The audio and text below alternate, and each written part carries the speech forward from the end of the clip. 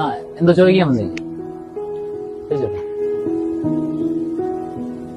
Depression അതായിരുന്നില്ലേ വിഷയം? Depression. യുവാക്കളുടെ depression. അത് യുവാക്കളിൽ മാത്രമേ ഡിപ്രഷൻ ഉണ്ടാവാറുള്ളൂ അല്ലേ? ശരിക്കും ഡിപ്രഷൻ വരുന്നത് എങ്ങനെയാണ്? ശരിക്കും പറഞ്ഞാൽ കമ്മ്യൂണിക്കേഷൻ ഇല്ല.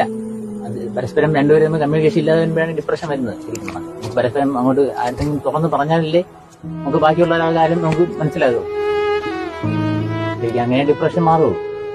അതായത് മനസ്സിൽ വെച്ചുകൊണ്ടിരുന്ന നമ്മൾ എങ്ങനെയാണ് അറിയുന്നതല്ലേ? അത് ഉള്ളിലിരുന്ന അത് വലുതായാണ് അത് വലിയ പ്രശ്നത്തിലോട്ട് പോകുന്നത്.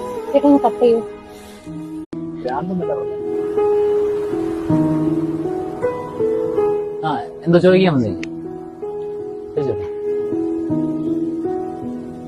ഡിപ്രഷൻ അതായിരുന്നില്ലേ വിഷയം? ഡിപ്രഷൻ.